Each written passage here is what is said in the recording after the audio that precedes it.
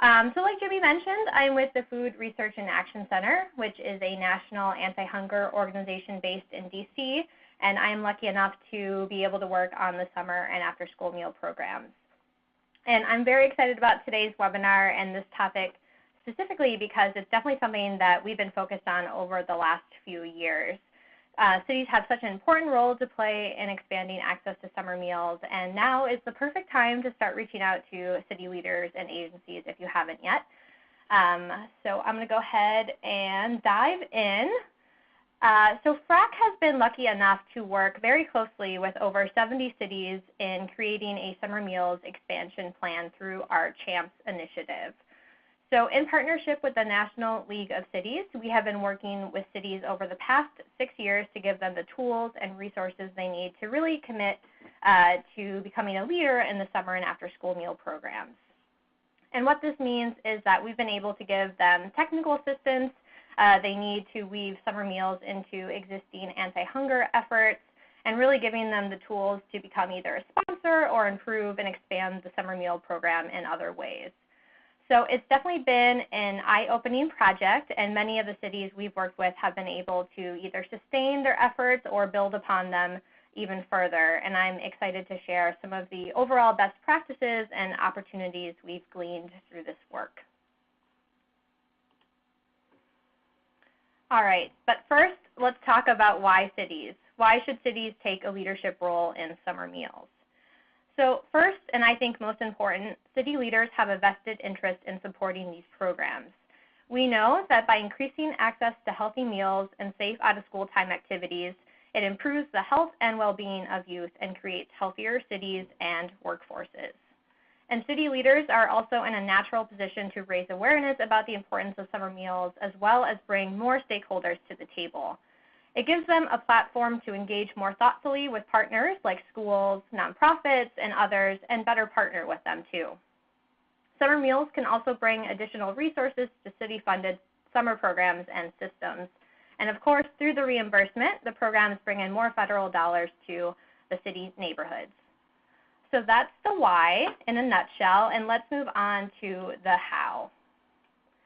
So there are many ways that cities can be involved with summer meals, and of course we know it will definitely look different for each city depending on capacity and other considerations. Some cities may have some efforts underway while some may be starting from scratch.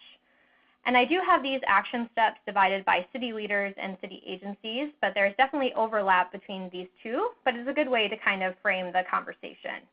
So we can start with city leaders. As city leaders, mayors, council members, and others can use their position to raise awareness and advocate for these programs. And when I say advocate, I mean publicly supporting them and making them a citywide priority.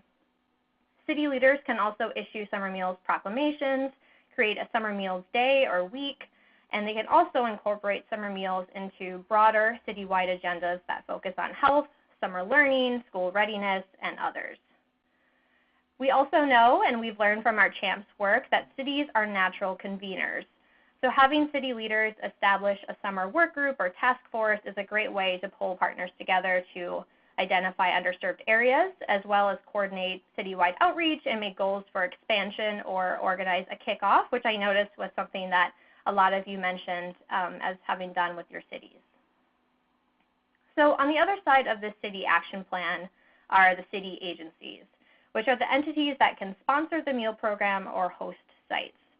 So city agencies that are a natural fit for sponsoring summer meals include Parks and Rec, libraries, housing departments, and others like that.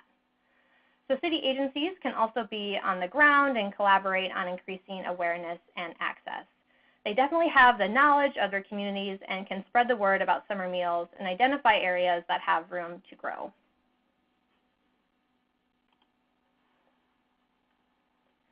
So one big way that we've seen cities step up and lead on summer meals is through the development of outreach campaigns. So on this slide here are a few examples of cities that have created very strong, comprehensive marketing campaigns. And these materials are used throughout the city and really ensure that people feel comfortable with the program and know that it's tied to city efforts. So while these materials are one part of the outreach, City leaders and agencies can also coordinate the dissemination of information through schools, city buildings, WIC offices, post offices, and more. And of course, as a city, there's many different communication channels within the city, like putting information on utility bills, on magnets, on city vehicles, and posting banners on city buildings and websites. So I think the thing to notice with these is that they are definitely very eye-catching, and most of them tie in programming in some way. So they are a great way for cities to really brand the program, so to speak, and make them their own. Might have lost our page, so let me just get back to that. All right. And I know that the other speakers today on the webinar are going to talk about their outreach efforts, so I won't spend too much time on this, but we have found too that if funding is an issue for citywide outreach, many of the cities were able to use volunteers or work with student graphic designers to work on this in an effort to keep costs low. All right, so like I mentioned, we are going to hear 2 city examples shortly, so I won't spend too much time on this, but I did want to highlight a few CHAMP city examples in the way that cities have stepped up around summer meals, because we know this will look different depending on the city. So first, we've seen cities really step up libraries really step up as anchors in communities, especially around summer meals. It's such a natural fit since children and families are already going to libraries and they're city-run. Adding meals can be an easy lift there, and California has really led the charge with that. In Connecticut, New Haven's elected officials host a kickoff every summer and use their position to really get the word out that way. In Portland, Maine, the city convenes partners in a work group on a city level, and they focus on adding enrichment activities to summer sites where there may not be any yet. In Baltimore, Maryland, they use the city's neighborhood associations to better tailor their outreach, and they really use those known community champions to promote the programs. And last but not least, in Topeka, Kansas, they actually host a city summer meals website with all of their site locations, information on kickoffs, and more. And it also has a great portal for volunteers to sign up to help canvass and lead activities at sites. So those are just some of the examples of ways that cities have really run with summer meals. And we have a lot of these great examples and marketing ideas. So if you want any more of these after the webinar, definitely feel free to reach out. All right, so with this project working very closely with cities, we've definitely picked up a few challenges and lessons learned and ways to work through those challenges that I wanted to share. So first, with challenges, it can definitely be challenging to find a city staff person to dedicate time to this work. We know that many cities have low capacity, and adding on another project can seem like a lot. But what we found with this is that in this case, it works best really to have a specific ask for those cities. So if you know that your city leader or city agencies can't do much, having a certain thing like marketing or outreach or convening a task force, something that's kind of an easier lift rather than having to create a whole summer meals outreach plan can be a good way to do that. I think when approaching cities to work with them, it's also important to really demonstrate the need and the impact that the meals make on communities. We've also seen some challenges around city meal sites finding enough staff to support the program. So like I mentioned earlier, a lot of cities have really done a great job around recruiting volunteers to help with this, or also engaging youth as kind of youth ambassadors around the summer meals program and really making it a peer learning opportunity. And the last for some of the barriers or challenges for summer meals for cities is funding. The great thing about summer meals, though, is that it can be added to existing city efforts. So if your city is really engaged around anti-obesity or school readiness or summer learning, youth jobs or training, those are the great opportunities to add summer meals to it rather than making it a separate effort.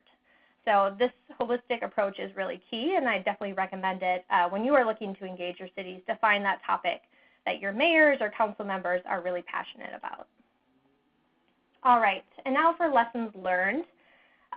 First, of course, I think everybody on the webinar probably knows that there's a huge value in being able to sell the benefit of these programs to city stakeholders. So like I mentioned before, talking about the impact, Getting that buy-in, showing how it impacts the city and city programs is a great way to get more people to the table. And then also tap into multiple city departments and agencies to help support meal programs. So most cities have an Office of Neighborhoods, which will know of community leaders and neighborhoods to tap, and then existing locations. Another example of this is the Health and Planning Department in cities. They oftentimes have a GIS mapping person who does that, and they can help map out sites and identify underserved areas. And then, of course, I already mentioned this, but housing departments and parks and recs can be great for promoting and also running the programs as well.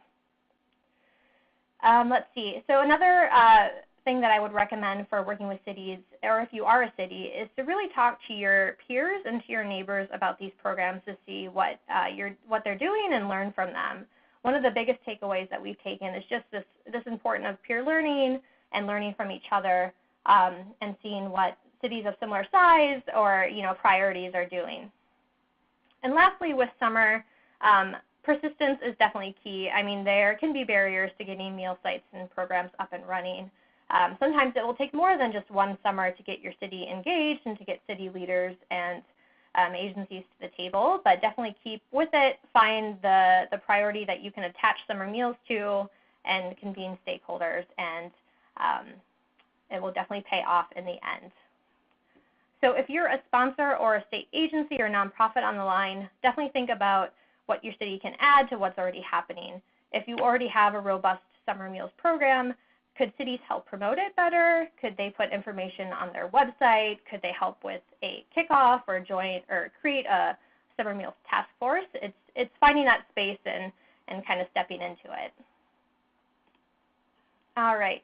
And in closing, I just wanted to share a couple of different resources that kind of pertain to cities and their role with summer meals. So the first is an issue brief that the National League of Cities created. It includes 10 steps cities can take to reduce childhood hunger through the federal nutrition programs, and it's a great resource.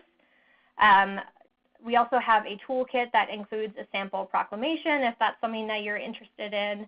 And then I know USDA has a great toolkit page on the way that mayors and local elected leaders can be champions for summer meals. So definitely check that out if you haven't. All right, and that's it for me. I don't want to take up too much time because I know we have great city speakers next, but happy to answer any questions at the end of the webinar.